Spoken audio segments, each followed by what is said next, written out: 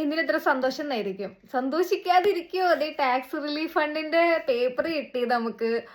അതായത് കഴിഞ്ഞ വർഷം കിട്ടിയായിരുന്നു, അത് വേറെ കാര്യം, അതുകൊട്ടെ.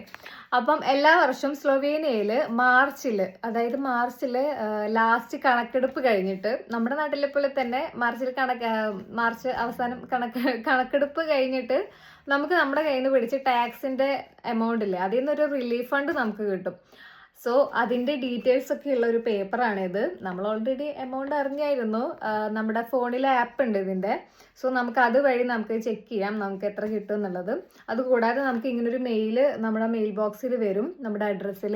ഇതിനകത്ത് നമ്മുടെ ഒരു വർഷം നമ്മൾ മേടിച്ച സാലറി, അതായത് ഈ പേപ്പറിനകത്ത് ഇപ്പം ഞാൻ 2024 മേടിച്ച സാലറിയും ആ സാലറിയിൽ നിന്ന് ഞാൻ കോൺട്രിബ്യൂഷൻ കൊടുത്തതല്ല, എൻ്റെ നിന്ന് മേടിച്ചത്, കോൺട്രിബ്യൂഷൻ എടുത്തതും ആൻഡ് ബാക്കി ചില്ലറ എത്ര നമുക്ക് തിരിച്ച് കിട്ടി എന്നുള്ള ഡീറ്റെയിൽസ് അടക്കം ഇതിനകത്തുണ്ട്. അത് മാത്രമല്ല ഇതിന് എപ്പം നമ്മുടെ അക്കൗണ്ടിൽ കയറും എന്നും ഇതിനകത്തുണ്ട് കേട്ടോ.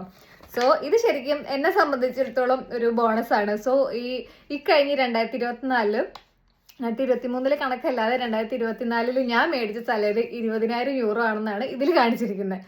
സത്യം പറയട്ടെ, എൻ്റെ കയ്യിൽ 10 പൈസ സേവിങ് ഇല്ല കേട്ടോ. സോ നമുക്ക് ഇതൊരു സേവിങ് ആയിട്ട്, അങ്ങനെ ഒരു ഇതുള്ള ആൾക്കാർ നമുക്കൊരു സേവിങ് ആയിട്ട് കണക്കാക്കാം. ഈ ഫണ്ട് നമുക്കിപ്പം ഞാൻ 20,000 രൂപ സാലറി മേടിച്ചിരുന്ന എൻ്റെ ഒരു 5,000 സംതിങ് എൻ്റെ നിന്ന് ഡിഡക്ട് ചെയ്തിട്ട് എനിക്ക് കിട്ടിയതൊരു 1,000 യൂറോ സംതിങ് ആണ്. എമൗണ്ട് ഞാൻ വെളിപ്പെടുത്തുന്നില്ല, മമ്മി കണ്ട ചോദിക്കും.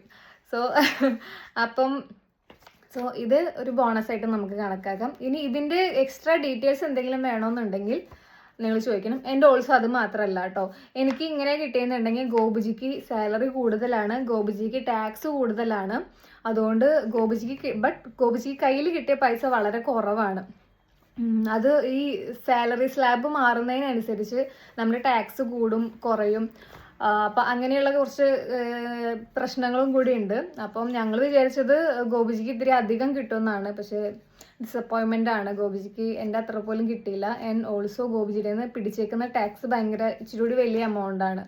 അപ്പം സ്ലാബ് മാറുന്നതിനനുസരിച്ച് ടാക്സിലും വ്യത്യാസം വരും, നമുക്ക് കിട്ടുന്ന എമൗണ്ടിലും വ്യത്യാസം വരും. എല്ലാവർക്കും ഒരുപോലെ ആയിരിക്കില്ല. ഇതിൻ്റെ കൂടുതൽ ഡീറ്റെയിൽസ് എന്തെങ്കിലും വേണമെങ്കിൽ നമ്മൾ കമൻറ്റ് ചെയ്യുക താഴെ. അപ്പോൾ നമ്മൾ ഒരു വീഡിയോ ആയിട്ട് ഇത് ചെയ്യാം. Okay, by.